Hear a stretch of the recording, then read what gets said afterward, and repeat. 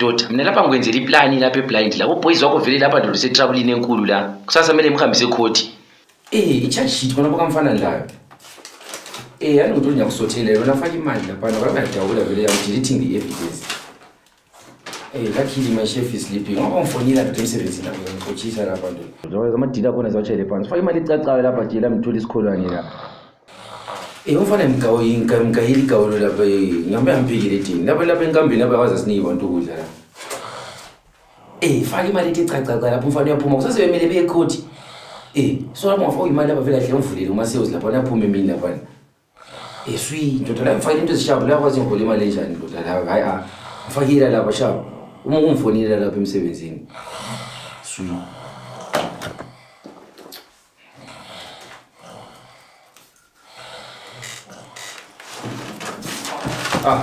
good evening sir. Yeah man. Selivulile. Yofana abuse master resources unazia? Sengenzile futhi chef. Ndakuzwa nama phone call lapha ndizile ukuthi. It's a complaining you just calling lapha chef. Abantu bafana ku-complain mbija na ku-complain. Andithi amapolisa ngikona kathi senze into complain luba. Mfana I want my testimony my statement ebasikana referee haya.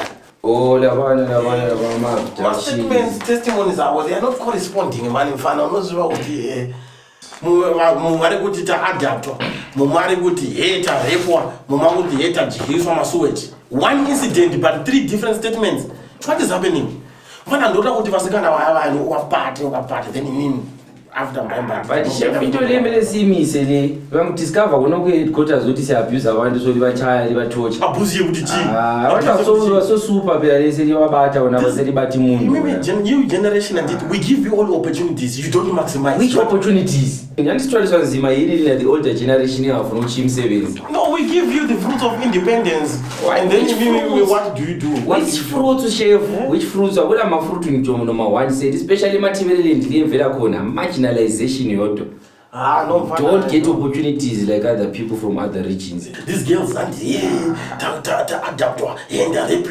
evidence ukuthi rape hapana anditi ma doctors akacheka haona kuti hapana chinhu chaitika hapana kunyemba iwe vanota kuenda ku UK muenda ku diaspora iko kwanditi moti hey isusu hatisina ma human rights hatina freedom of expression imbafana imimi kandi chef that's human rights abuse ngona kwenza ku interrogation room no mushibata wani iwafana we are not living the life you promised us manje yethi taura hanzi matebelele ndiri kumarginalizwa hanzi yemanika lenda imani ufike lutho ngale matebelele ndiri into zonke ziphelela khona unaziva ukuthi why imandebeleza ndithi you are lazy people young men the thing is with you this generation and the mindset yenye and it noda kuenda ku UK kwana diaspora iko kwanditi muchinyepa hanzi pana patina freedom of expression hakuna mabasa kati yona sinayo yini freedom of expression nangu kule ungazamuzi express yabantu and umsebenzi this is what we do you always ordering me to butter one I don't like that chef we are abusing people no we have rights no people have rights and it but don't abuse my fruits of independence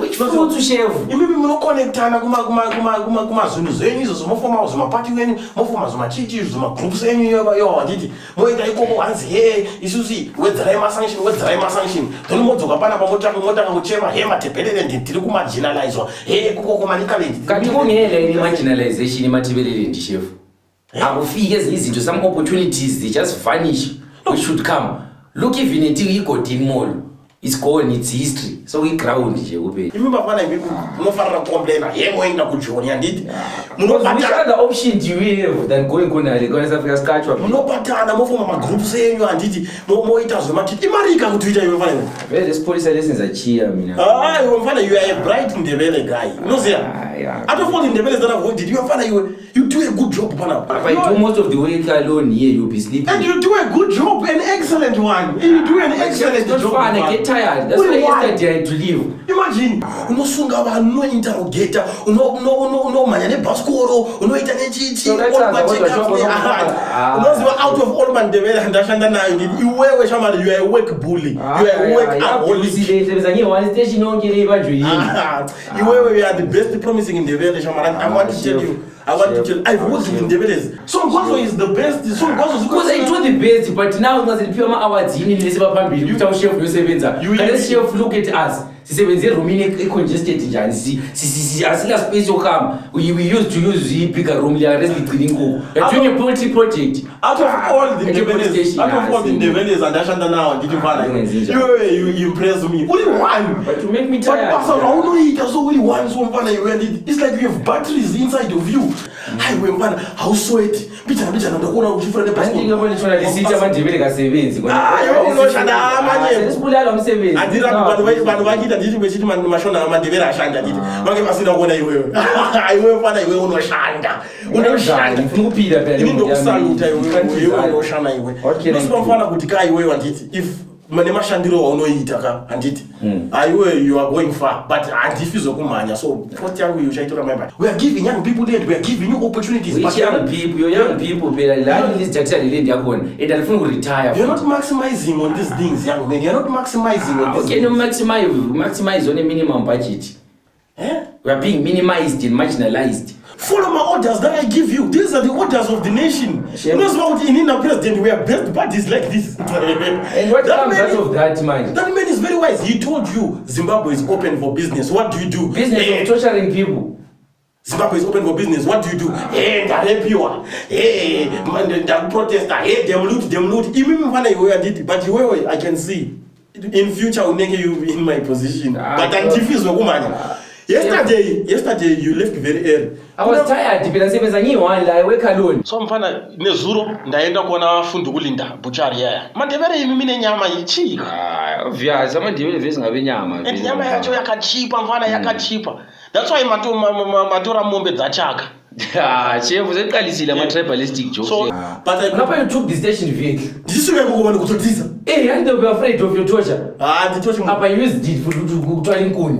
Unza bangarena.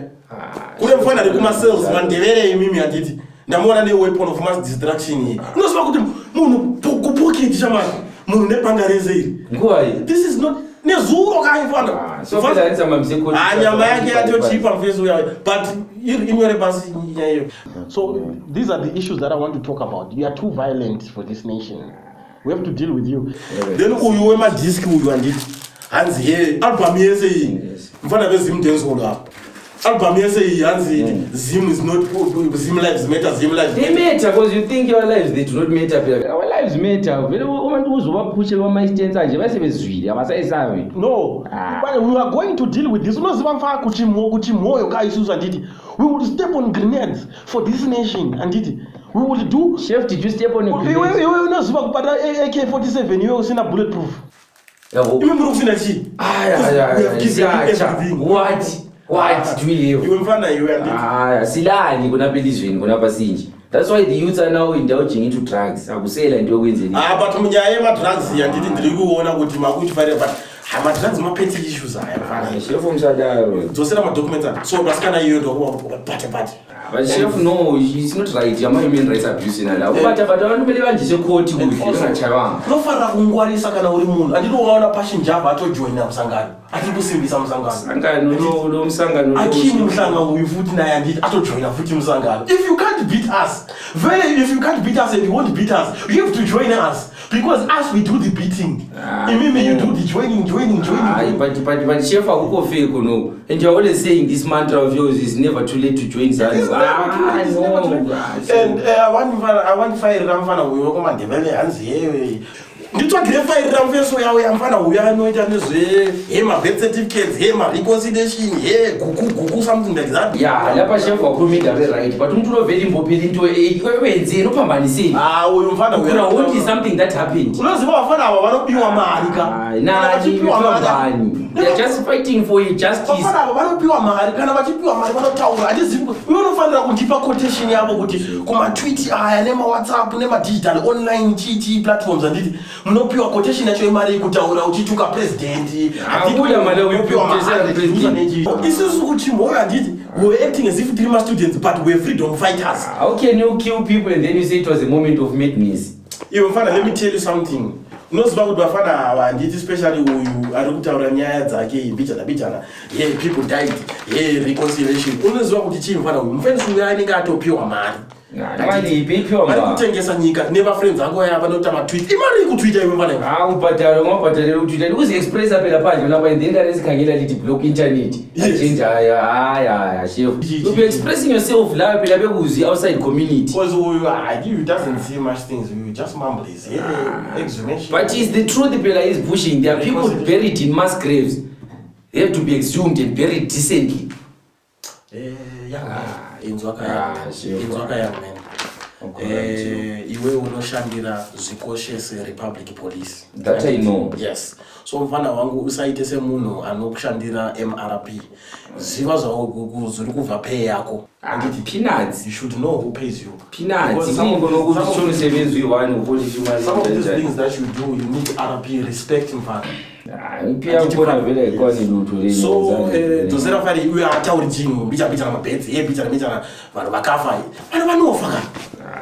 But those people were not buried properly. Mass graves, they have to be exhumed. I want to maybe you don't know how to utilize the resources. What resources? You are spending the resources alone. You find out how someone wears cautious, how someone wear MRP. That's what I want you to know. And you are a young person, future with this generation. First call to don't abuse my resources too much. So Mkwazo Central, hello, sinalinceda ngani? Amunzwi Ndebele. Mother. Okay, tingakupatsira inei. Kune vanhu vari panze makopa kebhuzi. Mirati, chef, kule kesi pelenza kalava Tesla batola fala makopa kebhuzi lava vatonta lava starting police station vehicle sefika. Petty crimes mfana mama. It's a crime. It's a crime. You have to go in attend be. Hayi mkazi wangu anoda kushandisa mota. Futhi mota. Museum. Chef nezolo makaenda kuhuni futhi nayo futhi. Ende dzakachipa huni dziya. Chef that's abuse of power yana. Chef nezima sithi ndaba besefika lapha. Ihambe bicycle futhi. Hayi we hapana ma resources. Mira. Hello mother. Let me try to call and contact my neighborhood watch committee by Ireba. Yes, hold on. Yes, Paul. Why do people hate Ndebele? You have to know the language. But you have to attend such cases, chef. But you are doing this for a personal use. I'm in charge here. And did it? Chef, what is serious for the motor?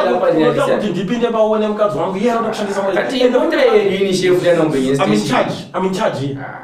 So you have to know how to manipulate this system. And we are progressing. We want serious crimes. We are the ones actually doing the crimes. Activism.